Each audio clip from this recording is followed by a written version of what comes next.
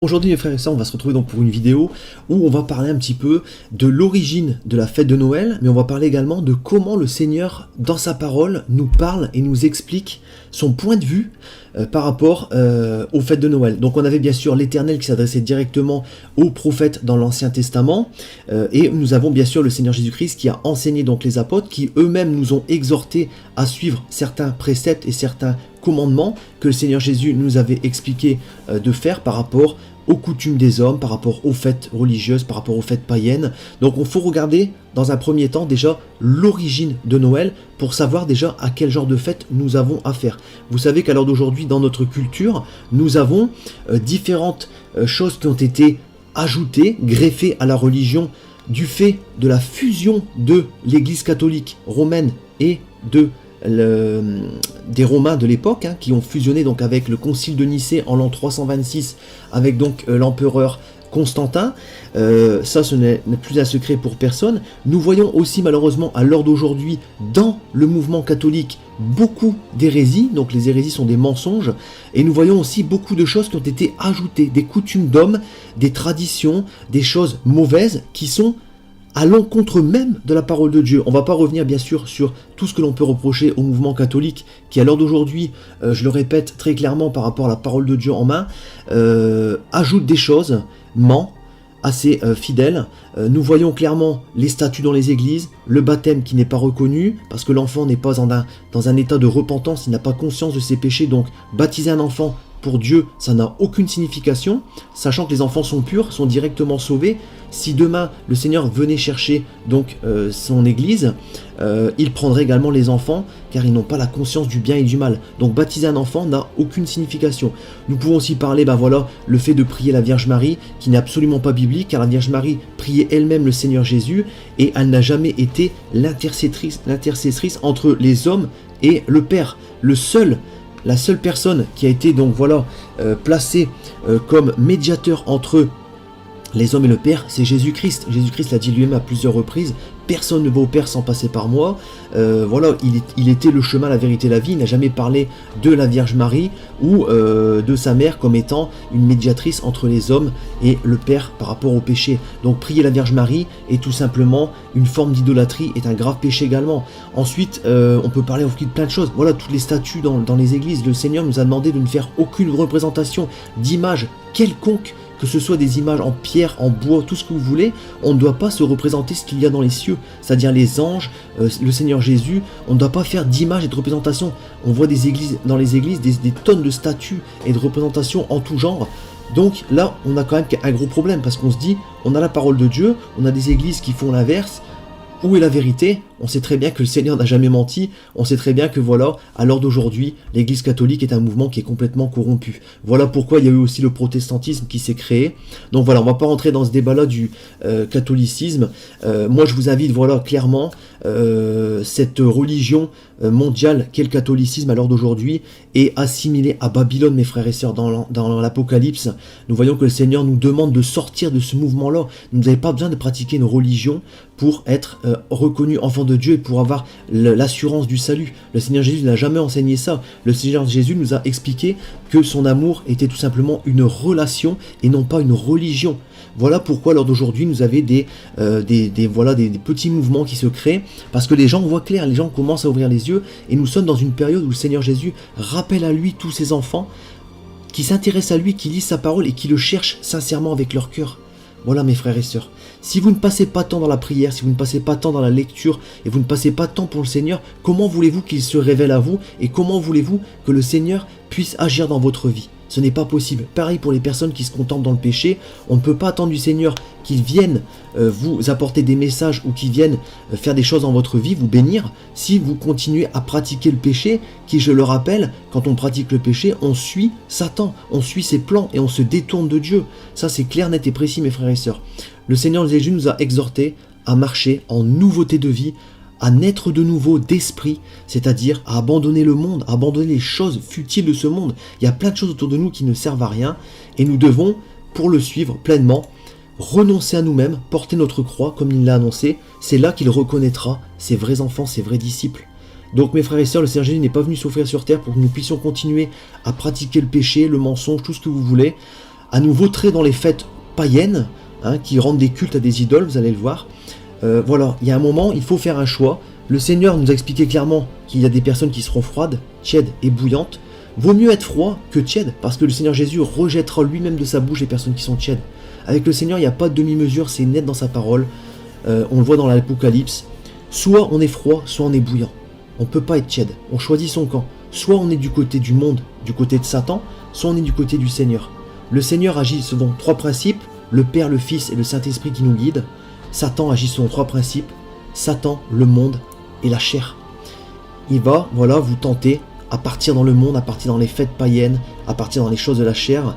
Et nous savons très bien que la Bible nous explique aussi clairement, dans Jacques 4, chapitre 4, que celui qui se fait ami du monde se fait ennemi de Dieu. Le monde est inimitié contre Dieu. Ça veut dire que le monde est ennemi de Dieu.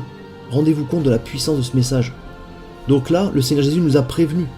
Nous ne pourrons pas nier toutes ces choses-là qui sont écrites dans sa parole si nous manquons de connaissances. Je le répète, le manque de connaissances n'est bon pour personne. On ne pourra pas dire au Seigneur « je ne savais pas » parce que nous avons sa parole sous les yeux, mes frères et sœurs. Si nous avons la paresse spirituelle de ne pas lire sa parole, on ne pourra pas dire au Seigneur « je ne savais pas ». Donc ça, c'est complètement clair.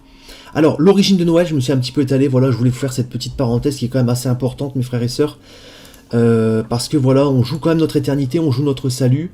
Il faut se rendre compte que Noël est une fête, donc païenne, la fusion de l'Église catholique avec les Romains de l'époque, qui ont aussi fait des concessions, qui ont demandé à l'Église, voilà, nous on a nos fêtes, on fête le Sol Invictus, qui est la fête du roi Soleil. Vous savez que les Romains étaient de grands admirateurs des dieux astrales. Donc les dieux astrales sont directement des inventions de Satan, vous le savez très bien. Aujourd'hui on fête la nature, on fête les arbres, on fête le soleil, Vénus, la lune, alors que ça c'est la création, et c'est le créateur qu'on doit fêter, ce ne sont pas la création. Donc mes frères et sœurs, rendez-vous compte que cette fête de Noël a pour origine le roi Nimrod. Qui était le roi Nimrod? Le roi Nimrod en fait était tout simplement un roi qui a participé à la création de Babylone. Babylone dans l'Ancien Testament est l'ennemi public numéro 1 contre notre Dieu. C'est l'endroit où il y a eu une abomination, c'est l'endroit où il y a eu une multitude de péchés, où le roi Nimrod a dit clairement aux gens, on va construire une tour, la tour de Babel, de façon tellement grande que quand l'Éternel renverra un deuxième déluge, parce que l'Éternel voyait que les hommes étaient en train de retomber tous dans le péché, qu'ils l'avaient tous abandonné, Nimrod a dit, on se mettra tout en haut de la tour et on pourra échapper à la colère de l'Éternel, et cette tour sera le signe que je suis supérieur à votre Dieu. Et c'est comme ça que Nimrod, ce grand païen démoniaque qui était vraiment sous l'emprise de plusieurs démons, qui participait à des beuveries, qui participait à des orgies, à de la fornication, il a même eu des rapports avec sa propre mère, rendez-vous compte, il s'est marié avec sa propre mère, c'est que ce roi en fait est mort. Donc sa mère, qui était mariée avec lui, pour ne pas annoncer au peuple qu'il était mort en disant que le peuple aurait tout de suite dit ce roi n'est pas un dieu au final, et ils auraient continué à ils se seraient remis dans le chemin de Dieu. Sa mère a menti en disant que le roi Nimrod était tout simplement parti rejoindre son astre qui est tout simplement le soleil. Le soleil donc qui est représenté donc par la déesse Mitra. Mitra est tout simplement en fait la déesse que les Romains vénéraient. Les Romains, le peuple romain vénérait donc la déesse Mitra, la déesse donc du soleil. Et cette fête de Noël est apparue donc quand il y a eu la fusion avec l'Église catholique. Il y a eu donc à partir de là tout simplement le Sol Invictus, on appelle ça donc le Sol Invictus. C'était donc tout simplement pour les fêtes de la journée la plus longue de l'hiver. Donc ils ont pris le 25 décembre. Et ils ont dit, voilà, ce sera une fête de réjouissance où on offrira des cadeaux, où on ira couper un arbre. Ça arrive un petit peu plus tard, bien sûr, la coupe de l'arbre, mais ça a été rajouté au fil des siècles. Mais voilà, quand vous pratiquez et quand vous fêtez cette fête de Noël, alors peu importe l'intention, que vous soyez bonne ou pas bonne, à partir du moment où vous regroupez ce jour-là, et que vous offrez des cadeaux, que vous participez à Noël, même si dans votre cœur vous êtes pour le Seigneur Jésus, vous tournez votre dos à Dieu, on va le voir avec les versets bibliques juste après, et vous tout simplement reniez votre Dieu, vous le mettez de côté pour rendre indirectement un culte à Nimrod, donc au Dieu Soleil, donc un culte à une idole. Et vous allez voir que c'est vraiment très très grave, que là on n'est même plus dans le péché, on est tout simplement dans l'abomination, mes frères et sœurs. Vous savez que le Seigneur nous a dit que quand vous chercherez, la vérité vous sera révélée, et cette vérité vous affranchira, vous donnera tout simplement la connaissance que le Seigneur veut que ses enfants aient, pour pas qu'ils ne marchent dans les pas de Satan, et que tout simplement nous puissions être dans le bon chemin. Rappelez-vous que le Seigneur Jésus nous a expliqué aussi que le chemin qui mène à la vie éternelle est un chemin étroit et difficile, que peu de monde trouveront, parce que les gens ne veulent pas chercher, les gens rejettent la vérité, les gens ne veulent pas abandonner les choses du monde, les gens manquent de connaissances par paresse spirituelle. Donc mes frères et sœurs, tout ça, tous ces gens-là s'en vont dans le grand chemin large et spacieux qui mène à la perdition éternelle. Donc mes frères et sœurs, il y a un moment, il faut se positionner, il faut essayer d'aller chercher. Voilà, quand vous fêtez Noël, vous pratiquez donc ce culte à l'idole du dieu soleil, donc de Nimrod, hein, qui est à l'origine de cette fête. Vous pouvez chercher dans les archives, dans les récits des historiens, vous allez voir que le seigneur de Noël est tout simplement Nimrod. Et le Sol Invictus, donc, qui est noté sur les monnaies romaines, le Sol Invictus, tout simplement, et la célébration, donc pendant le solstice d'hiver, qu'on appelait ça aussi, donc des fêtes de réjouissance pour les dieux saturnales, donc les dieux de Saturne, les dieux du soleil, les dieux astrales. Les Romains fêtaient les dieux astrales, donc les dieux de tout ce qu'il y a dans les cieux, c'est-à-dire toutes les planètes, les astres, tout simplement. Voilà, donc on était dans une forme d'horoscope, hein, voilà, déjà ça commençait déjà à cette époque-là, il y a eu voilà plusieurs choses qui ont été ajoutées par la suite. Donc mes frères et sœurs, voilà l'origine de Noël. Donc on est quand même en droit de se poser certaines questions. Comme nous fêtons ces choses-là, comment le Seigneur voit-il la chose? Ça, c'est quelque chose qu'il faut quand même se demander. Et à l'heure d'aujourd'hui, vous savez que Satan, tout a été remis dans ce monde à Satan. C'est lui qui manipule, c'est lui qui va nous faire croire des choses qui sont fausses. Mais quand on est un enfant de Dieu, on va chercher par amour pour notre Seigneur. Ça, c'est quand même quelque chose qui est quand même vraiment très important. Alors, maintenant, on va regarder au niveau des commandements. Alors, les commandements, on le voit dans Marc chapitre 7, versets 8 à 9. Vous abandonnez le commandement de Dieu et vous observez la tradition des hommes. Il leur dit encore, vous anéantissez fort bien le commandement de Dieu pour garder votre tradition. Donc là, on voit un détournement. Voilà, on met Dieu de côté, on annule son commandement, on l'abandonne pour suivre la tradition des hommes.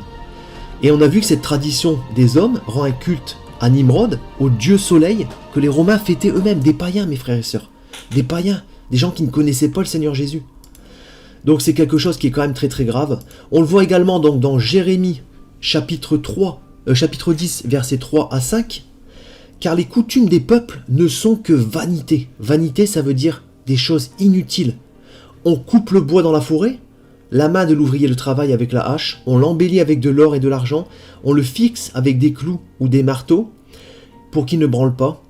Ces dieux sont comme une colonne massive et ils ne parlent point. On les porte parce qu'ils ne peuvent marcher. Ne les craignez pas car ils ne sauraient faire aucun mal et ils sont incapables de faire du bien. Là on voit la fabrication d'idoles en bois. Donc on voit que l'homme va dans la forêt, il coupe dans les arbres du bois pour fabriquer une idole, il la fixe, il la décore avec de l'argent, des colliers en or, des bijoux en argent. Ça peut être également assimilé au sapin de Noël. Les gens à l'époque n'avaient pas de sapin artificiel comme on a à l'heure d'aujourd'hui. Ils allaient dans la forêt, ils coupaient le sapin, ils le décoraient avec de l'or et de l'argent, ils le fixaient pour pas qu'il tombe. On est dans le même principe, mes frères et sœurs. La parole de Dieu nous l'annonce déjà depuis l'Ancien Testament, car ces choses étaient déjà pratiquées dans la ville de Babylone, la ville du péché. On le voit également dans Ézéchiel, chapitre 8, versets 12 à 13. Le Seigneur me demanda, « As-tu vu, fils d'homme, ce que les responsables du peuple Israël font en cachette? Chacun dans leur obscurité, chacun dans la chambre de son idole, car ils disent, l'Éternel ne nous voit pas, l'Éternel a quitté le pays. » Et il ajouta, « Tu vas voir qu'ils commettent encore d'autres abominations aussi graves. » Donc quand on se réunit en cachette, dans un lieu, voilà, quand on a sa petite idole, qui peut être une statue de Bouddha, qui peut être une statue de la Vierge Marie, qui peut être un sapin de Noël, on est en abomination aux yeux de l'Éternel, mes frères et sœurs. C'est marqué noir sur blanc dans ce paragraphe. On voit que l'Éternel avait en horreur les gens qui se cachaient, qui se mettaient chez eux pour prier devant des idoles, devant des morceaux de bois, devant des statues. C'est complètement clair, net et précis. On le voit également donc dans 2 Timothée, chapitre 4, verset 3. Là, c'est un verset qui parle de la fin des temps. Qui parle tout simplement de comment les gens seront à la fin des temps. Le Seigneur nous a expliqué, nous serions dans une génération perverse et corrompue, qui auront complètement tourné le dos à l'évangile, rejetant son message, rejetant sa vérité, rejetant Jésus, voulant vivre selon ses propres convoitises, voulant vivre selon le monde, et ayant perdu toute foi et tout amour envers leur prochain. Voilà la génération dans laquelle nous vivons lors d'aujourd'hui. La Bible l'a expliqué clairement à plusieurs reprises, notamment également des versets de l'Apocalypse.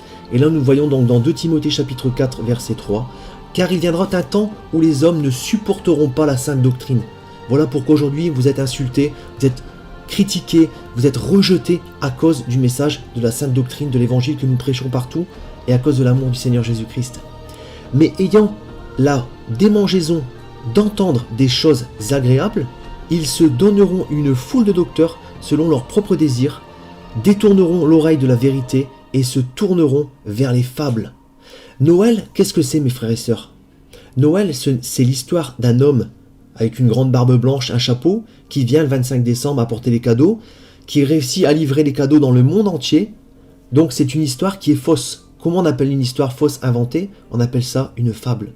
Et à l'heure d'aujourd'hui, les hommes se tournent vers les fables de Noël.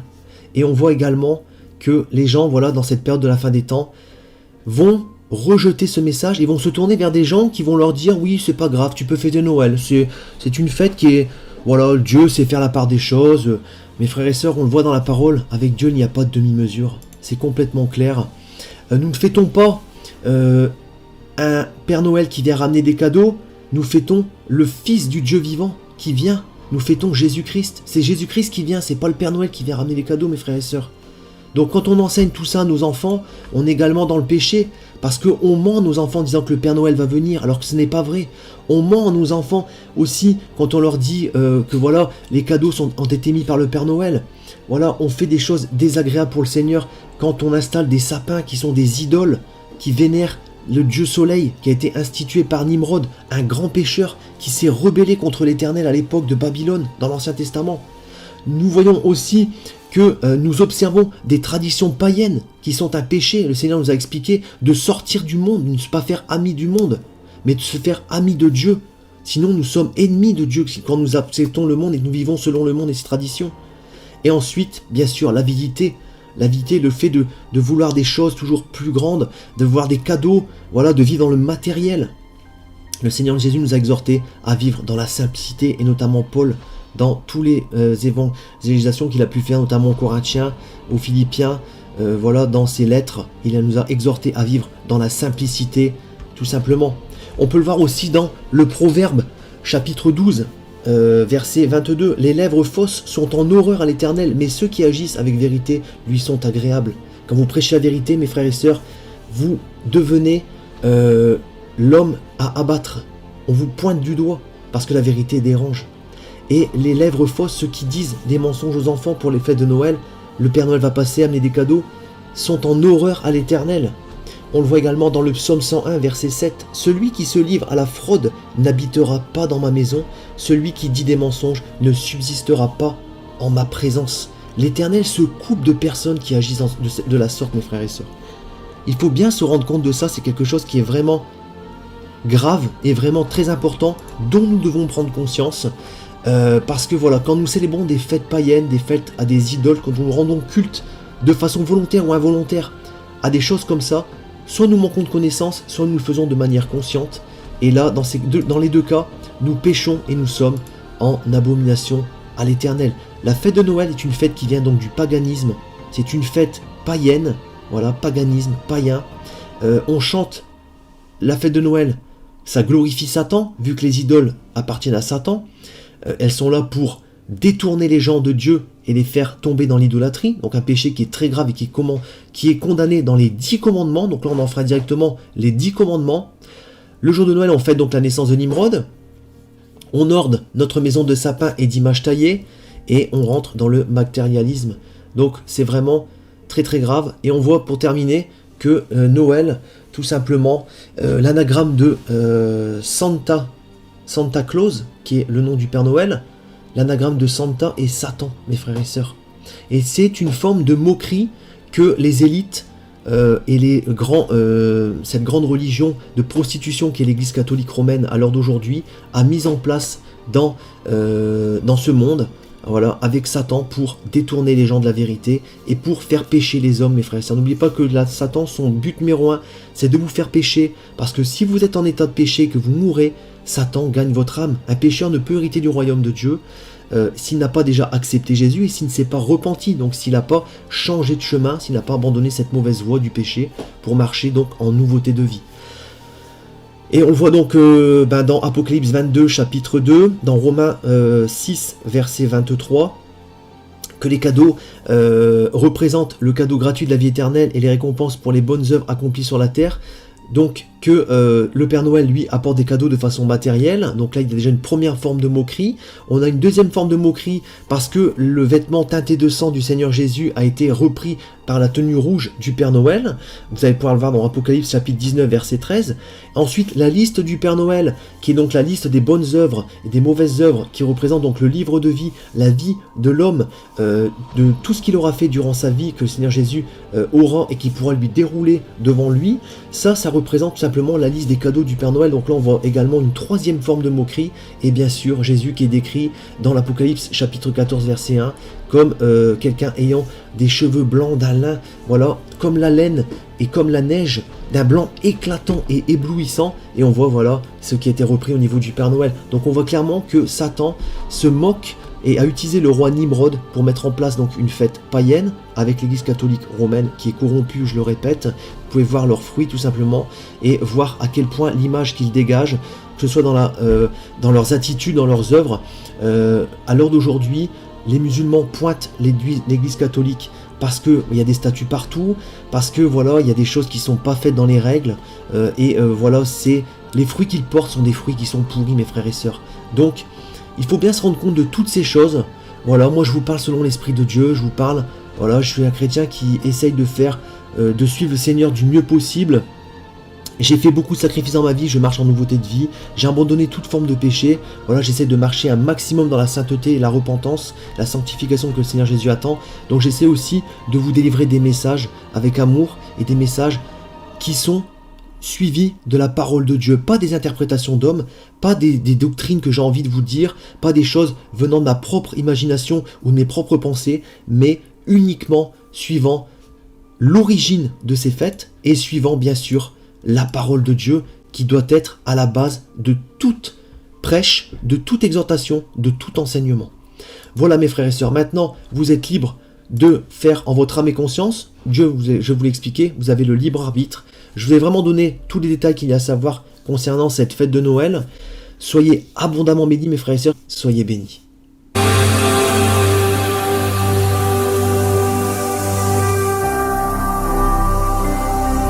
Jésus-Christ TV, vous connaîtrez la vérité et la vérité vous affranchira.